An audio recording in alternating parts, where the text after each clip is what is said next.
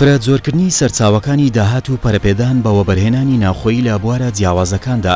یەکێکە لە ئامانجەکانی کابینەی نوێمی حکوومەتی هەرێمی کوردستان بە مەبەستی دەستەبەرکردنی ژێرخانێکی بەهێز بۆ ئابووری هەرێمی کوردستان. بۆ ئەم مەبەستە لە کابینەی نوێمدا چەندین پرۆژەی بواری وەبەرهێنانی جۆراوجۆر جێبەجێ کراون. ئێستاش بەشێکیان کەوتونەتە بواری بەرهەمهێنان کە بەهۆیانەوە کاریگەری باشیان لەسەر ئابووری هەرێمی کوردستان دەبێت. تەنیا لە کابینەی نوێمدا توانراوە مۆڵەت بدرێت بە 145 پرۆژەی جۆراوجۆر کە بۆ دروستکردنی ئابووریەکی بەهێز لە هەرێمی کوردستان ستراتیژی و گرنگن. ئێرە یەکێکە لە پرۆژە گرنگە گەشتیاریەکانی بواری وەبەرهێنان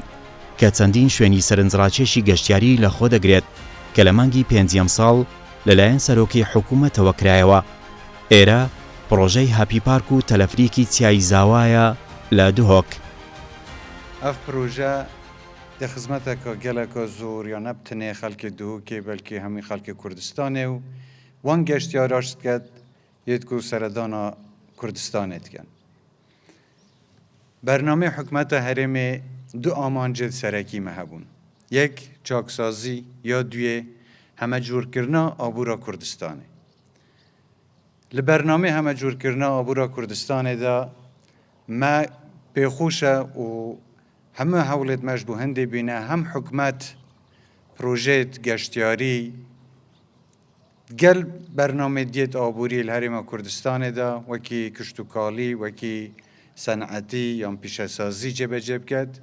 Bo hindê de serçawêt dahatê li Herêma Kurdistanê zêde bibin û em مجبور نبین بس پشتا خوب سەرچەوەکی داهاتی ببەستین و گرێدن.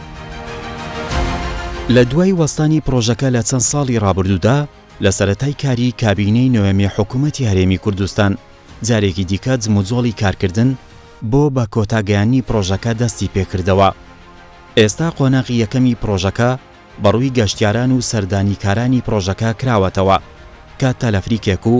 ناوچەی سەوزایی فراوان و چەند شوێنێکی گەشتیاری سەرنجڕاکێش لەخۆ دەگرێت. پروژه هابی پارکا دوک پروژه سه سلسله هابی پارکا کل الکردستان هن انجام دادن و پروژه تلفریکا هابی پارکا دوک و باجر دوک بچایزا و تدگیردان قناغا سه بوشیا یا پروژه کاتیا انجام دادن لسر چایزا و طبعا با قناغا یکیه کوش بش نکه پکت هتن اف بخشن کاسکاتی گل نافورا سماکرد گل دنگ موسیقی و جهندی و کو خارنده هکا پنسیر و کافتریا و شلالات آوی و ریبارن آوی و جهن بهن ودانه و مسرح هکا رومانی او همی هاد ندرس کردن کدنت خدمت خلقی ما داوش هیوا پنج حتا نکه اما قناغا ایکیه قناغا دویه یا پروژه دمک نزیک دا آنها یا خوده دهندک خانین گشتیاری بو مهواندار کردن و گشتیاران لسری جای دهنه درست کردن اف خانیت هنیجی که وکو بیشتر داری دهنه درست کردن که هواربند جنگه هنه هیچ کارتکنی سر جنگه هنه کتن زیادباری چیکرنا موتیل کا پنجستر که اوج دل سری جای زواهت درست کردن بهنده که گشتیاری ما وقتش در و هریما کردستان تن بین سری جای زواه هر ویره ببینن دم خوشی بینن و ویرشی جه حواندنا واجه هبیتن زیادباری چیکنا باجر که یاریت بچیکان انکو یارین بچیکای دوکیل ناف باغچه که اوجی دمک نزیک ده هنه درست کردن و دکفنات خدمت خلقی ما و دیستان بوزارو کدمت خوشت وین دوره وکازان ماستر پلان حکومت هریما کردستان کل سری چه زواج مارک دیا پروژه بهنه انجام دادن طریقه و برهنانه و خلق که کوتشن اوان پروژه وره انجام دادن بس هبونا هابی پارکا دوهوکو هبونا تلفریکه دست به که قوته بو خلق که دیترجی کو بشن پروژه خور وره چونکی سرکفنا بی پروژه سرکفنا همی وان پروژه کل وره دهنه انجام دادن جبر هندی کو افریقا وقتی کو تلفریک کتت کاری دو خدمت کرو خلق که قسطا وره کر دلیوه که بو و برهنه دیتر چی کو بهن دست پروژه خو کنو سری چای زاوا کو برین که هوا دیت با چای که به آو و به جیان با ور که به تجهیز گشتیاری پروژه لبهنه انجام دادن اکید خدمت که مازن بو کرت گشت و گذاری کردن کردستان اگر تو به براورده که بکی کابینه نه گل برینو که تو دبینی کل سردم کابینه نه دیسان ولوینین آبوری یعنی گشتیاری یعنی همیلایانی کشتوکالی الکردستان دست بکریه و جماره که زورا پروژه برین که ما بنا راوستای الکابینا نه جاره که دیوان پروژه دست بکاری خو کریه و کتنت خدمت دا و هدی یت هنا بجه اینان و تنا آواکرون و داب کتنت خدمت خلقی دا طبعا حکمت هریما کردستان اکید یا هاری کاره یا پشتوانه بجماره که زورا پروژه کو برچاو من کل باجر دو که هندک باجر دن راوستا بن تارادکی و گاوی همه دست کاری خو کریه و حکمت هریما کردستان افهم هنگیه هی اتنا ورا کرت تایبت و ورا حکمت هریما کردستانی اگر که قوته کو کرت و برهینان الکردستانی گشه بکت و پیش کویتنو و پروژه مازنتر کبنت خدمت خلق مد بلا هین جاوید خوب ببینیم مثلا اف کمپانیا که خمالیه یا کردستانیه 100% یا کردستانیه اش دست پیک دانا نوی پروژه حتی که وگاویش همی خلق ما اندازیار ما مکانیک ما سرپرشتیار ما همی خلق من الوی پروژه شول کری تنها کم بحث کابینه بکن آنکو بحث پروژه بکن کو آمیر و نمساوی و شرکت دوبل مایار دانایل وری و کوتر همی اندازیار و کارمند ما الوی کار کریه اوجیک تشتگی گرنگه بو و برهنر کردستان کو پاریخ و سرمایه خود نو کردستان دو و برهنان پی بکتن شینو به تجدر و ولات هرش آودان کردن کردستانیه و دینا دلیون کاریه و جوان کردنیه ولات خویا و خوشی و کو کشی ده مفاجئ بینیدن ئێرە بەشی تەلەفریکی پرۆژەکەیە کە لە 26 کابینە پێکدەت ڕۆژانە گەشتیارانی تێدا دەگوازرێتەوە خاڵی سەرەتای تەلەفریکەکە لە شاری دهۆکەوە دەست پێ دەکات و لەسەر چیای زاواوە کۆتایی دێت کە لە توانایدایە لە کاژمێرێکدا 1000 گەشتیار بگوازێتەوە. من داروانم دەرچووی زانکۆی دهۆکم بەشی کولیژی ئەندازیاری بەشی کارەبا و کۆمپیوتەر ژیەکەم ژی 23 ساڵە و لێرە کار دەکەم ینی زۆر یاکی بێژم زۆر بە حەماسم بۆ ئەم کارە ینی نەبەس من هەموو ستافەکەم هەموو ئەندازیاران هەموو ئەو گەنجانە کە لێرە کار دەکەن زۆر بە حەماسم بۆ ئەم ناوێ دهۆک ڕۆپایەک و ڕۆپەیە یا اختصاصکریە بۆ vegguhastina nefera ya اختصاصکریە بۆ vegguhastina bara ji cihekî bۆ cihekê dî yanî bû gelek ji wan cihên ku gihandina sarê bi zehmet e tilifrîk êde danan بۆ gihandina barî şêweyekê bi sanehîtir bû nimûneka basît heke tu nava bajêra dihokê da heta tu bigehîye vî cihê em lê bî nêzîkî 20 deqa û 25 deqa gehî بس کو ريكو تلفريكي هيك ام سرعه وي لذاتيه وي همي يبدأني تقريبا دي 8 دقيقه جهيه سريتشيا لدهوك روباي كنت كافيتا ناف بروجي هابي باركا دهوك دام الفيري سي ويزجه هنا ويزجه خوري درايف ستيشن كل ويري همي تحكم عمل ويري هم ويري شولي خو بيت كاين وانترميديا ستيشن وتوب ستيشن سري ما سي ويزجه هنا افس والفيري ما 12 تاور هنا 12 برج ما هنا وما 144 شيف اسمبلي لسروان برجان هنا هاتين دانا 144 ما هر وصل 26 کابینه هنا هر کابینه که شیان راکرنا 8 کسان هيا يعني راکرنا باره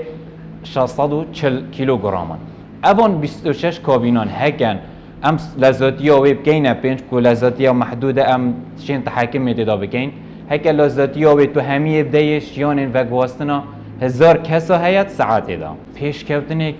پیشکفتنه که زور تدا هی یعنی همو بسنسر به حساس رابط کراوه یعنی همو شد لجر کنترل دایه هر خلالک هر مشکلک شد بید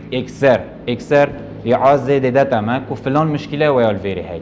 جوری تلفریکا ما 8 ام جی دیه کو دیچاتایوال کو یا مخصصه بچکرنا وان جوره کابینان و وان گریپان اف جوره گله جورندی جیانه و کیش سی ام دی کو اون ریکا کرسی کات اینا و گوهستن هيا 10 ام جی دی گله جورندی هنه کوش وا ویدیو پکن لخوره لویز گهیمه خوره حتی امد گهینه گو بیت کا سری چیای نووا پارکا هپی پارکا دو که دا تقریبا روپه ما 3 کیلومتر درجه یا 3 کیلومتران دیگه تقریبا جید نووا بو ماوید نو بین 8 دقیقه بو 12 دقیقه دا دیگه اوج جی سرعه محدود کریه دست ما دا امشن کنترل سرعه بکنه بردام سیانت مد بردامن یعنی ام روزانت کین سیانا خو روزان ام اسبوعانت کین ام حیوانات کین ام سه حیوان جارگت کین و که ام وان تاوران وان برجان هم هر سه حیوان بو ما 6 حیوان ام همیا تشحیمت کین گریزت کین لابریکیشن کین ام دا بو گریزیت گینا وان شیف اسمبلیت خود دا گوربارینت مد نووانانا درز بنو نهینش کاندن و سیستم دو کروپی گارانتیاوی نو بین 25 سال دایهات یا چیکنن گارانتیاوی 25 سال پرۆژەی هەپی پارک و تەلەفریکی چیای زاوا لە دهۆک لە مانگی 5 2021 بە فەرمی کرایەوە. ڕوبەری پرۆژەکە 202 زەویە. لە پرۆژەکەدا کافتریا، خواردنگە، مارکێت، نافورەی میوزیکی، شانۆی ڕۆمانی، ڕوبەری سەوزایی و ڕووباری لێیە. لە داهاتوشدا چەندین شوێنی گەشتیاری دیکەی تێدا دادەمەزرێت. تەلەفریکی چیای زاوا 3500 مەتر درێژیەکەیەتی. لە ڕێگەی 26 کابینەوە لە یەک کاژمێردا 1000 کەس دەگوازرێنەوە. لە پرۆژەکە هەلیکار بۆ زیاتر لە 160 کەس ڕەخسێنراوە. لە مانگی 5 2021ەوە تاکو ئێستا 131,108 کەس سەردانی پرۆژەکەیان کردووە. لەم پرۆژەیەدا زیاتر لە 160 هەلیکاری ڕاستەوخۆ ڕەخسێنراوە کە تەواوی کەسەکان دەستی کاری خۆماڵین. هەریەک لەوان لەلایەنێکەوە سوود با پرۆژەکە دەگەیەن و لە بەرامبەریشدا هەلیکاریان بۆ ڕەخساوە. بە تەواوبوونی تەواوی قۆناغەکانی دیکەی پرۆژەکەش لە داهاتوودا هەلیکاری زیاتر دەڕەخسێنێت. ئەم گەنجانە بە گرنگیەوە دەڕوانە هەوڵەکانی حکوومەت بۆ ڕەخساندنی بواری کار لە پرۆژەکانی بواری وەبەرهێنان و کەرتی تایبەت لە هەرێمی کوردستان. از زورا کیف خوشم کل پروژه که تلفریکا دهو که کار کردم از وقتی گنج که در چوازم که من دری وکاری بخول وردید و هیوید کم پتر اف پروژه باجر ما بهنه بکرن بهنده دا دلی وکاری بگنج ما زیادتر لبهتن و پالپشتی صرفو کن و جیان خوب رکبه. اف پروژه تو سایت گشتیاری بتایبت منطقه کو گشتیاریه. پروژه گشتیاری ویلو فایده که باشد های گله گنج تیدا کارت کن هر وکی ما فایده بخوجه دیتی و که اقتصادی مادی و راست شلوان جمع پرفت بین افروج دوسا هندی زیادتر بین ده هر گنج ما کردستان پیتر تیدا شول کن و برای گشتی ها را جیدر بریدن ناف حریمه و اقتصاد حریمه باشه و هم جدید ناف دا کار کن بخون زیاتر 106 حتی 108 گنجن باجر دهوک الوی پروژه کارت کن البش الوی پروژه کارت کن همیشه کو در چونه و در چوی زانکوانه و همیشه بخود دلیو کار الویدیتی و افریقا جیانا و سربی بو چاویل وری ورگرن اوا کو دلیو کاری بو گنجو ام دوی باری دانه بو قونا خدوی پروژه دی جمارا وان گنج الوی شول کن برف زیاده بونه چین اوش لاکی دی و اگر ام مثلا محیوا پنج کل نهی ها پنج اف پروژهش لای سروک حکومت هرم کردستان و سوپاسی و هاتی و کن حتی افریقا مثلا دیمایی که دست به که هیوا 11 نزدیکی 131,108 کسان سردان وی پروژه ای کردیه. خلقك وقتی کش شنو راست عراقی و باشور عراقی و دور برا بهن سردان پروژه تلفریکی بکن بگمان ده سردان موتل دوگه کن خارنگه هن دوگه کن بهن ودان دوگه کن کافی هن دوگه کن مارکت و بازار دوگه کن خلقك دیترجی که هید اتریکا وی پروژه دا ده مفایور گرن و دهاتا که مازنجی نبتنی بو خلق وی پروژه چی که پروژه نبتنی در خدمت کسی که کتن یان وان 106 کتا بلکه در خدمت خلق دور خری کتن برای کشانا گشتیانان بو ناف پروژه و ناف واژر دو که شبکه گشت. پرۆژەکانی بواری گەشتوگوزاری یەکێکن لە هۆکارەکانی سەرنجڕاکێشانی گەشتیاران. زیادبوونی هەر پرۆژەیەکی گەشتوگوزاری کاریگەری لەسەر بوژانەوەی ئەم سێکتەرە دەبێت بە شێوازێک ئامارەکان دەری دەخەن تەنیا لە 6 مانگی ڕابردوودا نزیکەی 130,108 کەس سەردانی پرۆژەی گەشتیاری تەلەفریک و هەپی پارکی چیای زاوایان کردووە. وەک باسیشی لێوە دەکرێت ئەم پرۆژەیە کاریگەری لەسەر زیادکردنی ڕێژەی گەشتیاران هەبووە. پشتی کابینان و هاتی یعنی گرنگیدا دو سێ سێکتارەکە یەکشوان سێکتەرە سێکتەرێت گەشتوگۆزاری بوو. یعنی دەوڵەتی جیهانی هەموو و دەوێت هەرێمە کوردستانیشێک و گرنگیە بدەتە ئەڤی کارتی چەنگو ئەڤی کارتێ گەشتوگۆزارێ گەلە گرنگیت خۆوێت هەین. یەکشوان لڤینە ئابووری یا دوێ بۆمە بەتاڵێک کەم کات یعنی دەرفەتێ شۆلی بۆمە پەیدا کات فرسە شۆلی بۆمە پەیدا کات گرنگیاویادی مثلا بۆمە عەملە سەعبەتینەت یعنی ئەژنەبی هەکار بێتە هەرێمە کوردستانێتا بێتە پارێزگا دۆکێدا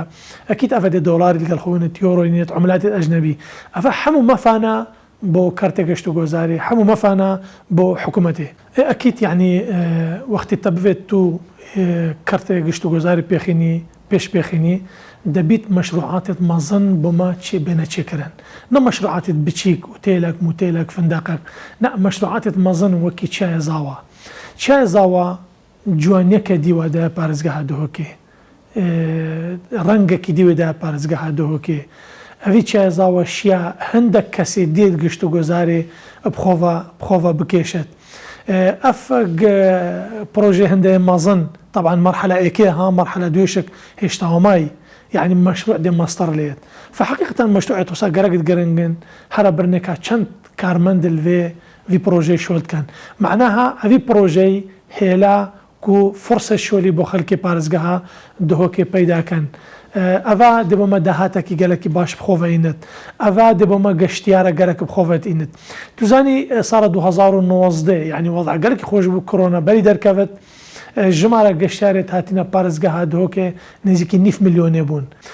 سال 2020 150,000 کس داخل بو سال 2021 اش مانگیسی چنگو کرونا يعني درگاه بون مانگیسی پشتی عید رمضانه حتى هيفادا يعني تقريبا هفت هيفادا ما قلت 850,000 كاس داخل باريس قاعد فاكا مقارنة القلب كندي بيني أفصاله بتربون خلال هفت هيفادا. ما شاء الله المشروع رائع جدا ومتعوب عليه. پرۆژەیەکی زۆر جوان و سەرنجڕاکێشە و کاری زۆری تێدا کراوە. خۆزگە و پرۆژانە لە شوێنی دیکەش ئەنجامدرا بووایە. پرۆژەکە زۆر بەجێیە و لە ژمارەیەک وڵات پرۆژەی لەم شێوەیە هەن. بەڵام ئەمەیان باشتر کاری بۆ کراوە و زۆر باشترە. پرۆژەیەکی زۆر جوانە و پارەیەکی زۆری تێدا خرج کراوە. بۆ ئەوانەی دەیانەوێت شوێنێک بۆ حەسانەوە و ئارامبوونەوەیان هەبێت.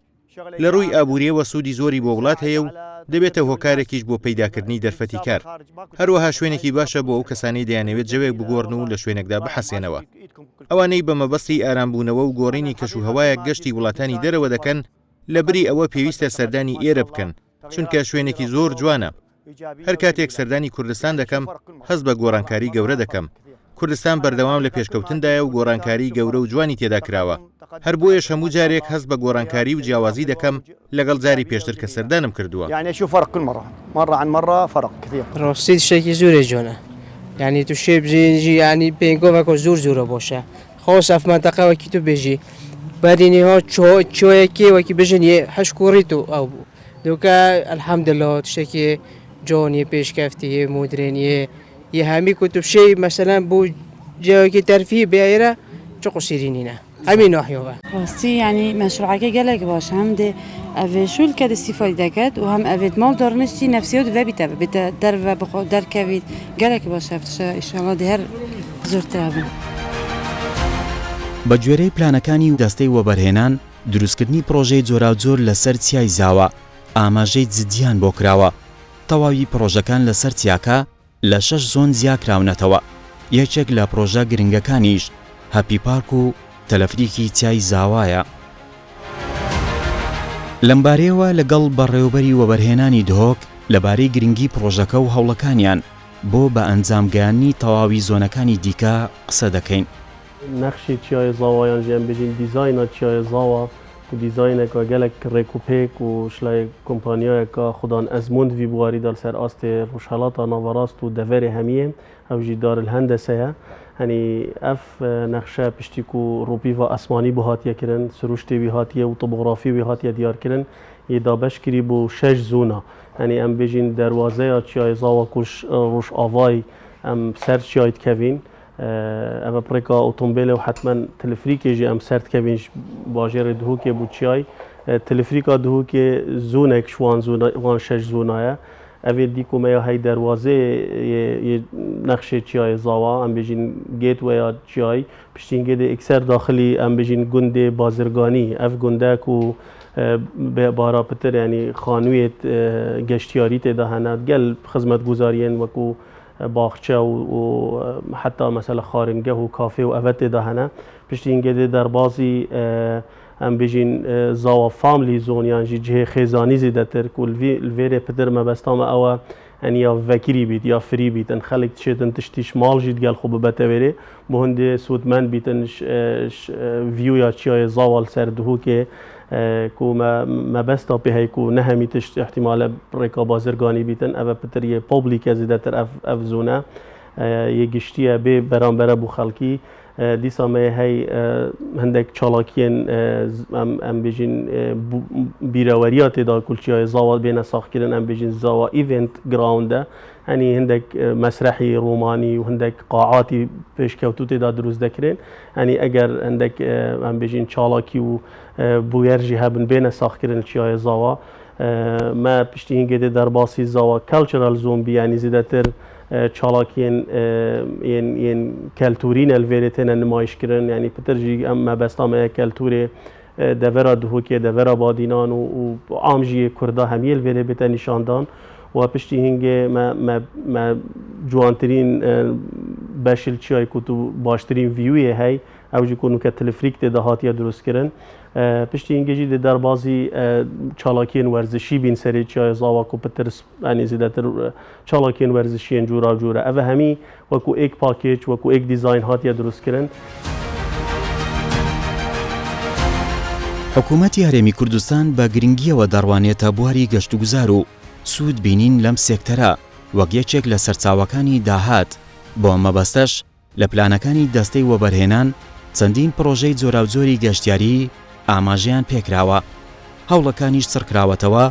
بۆ زیاتر سەرنجڕاکێشانی گەشتیارانی بیانی و ناوخۆیی عێراق بۆ هەرێمی کوردستان. لە چەند ڕۆژێک پێش ئێستا ئێمە کۆبوونەوەیەکی باشمان لەگەڵ دەستەی گەشتوگوزاری هەرێمی کوردستان سازدا. بەرنامەی کۆبوونەوەکە بریتی بوو لەوەی ئێمە لە داهاتوو هەماهەنگی بکەین لە دانانی پلانێکی ڕێکوپێک بۆ دروستکردنی نەخشەی وەبەرهێنانی گەشتوگوزار لە هەرێمی کوردستان. طبعا لە ماوەی ڕابردوو لە پلانی 2020 لە پلانی 2021 نزیکەی 227 شوێنی گەشتیاری لە ناو پلانەکە شوێنی کراوەتەوە کە تەسمیمی بوو کراوە بەڵام وەکو پێویست ئیشی لەسەر نەکراوە بۆیە لە داهاتوو ئێمە بڕیار درراوە کە هەندێک شوێن هەیە تەسمیمەکەی جارێکی تر دەستکاری بکەین و بگۆڕین بۆ ئەی بکرێتە دەرفەتێکی وەبەرهێنانی حاضر بۆ وەبەرهێنەرانی ناوخۆ دەرەکی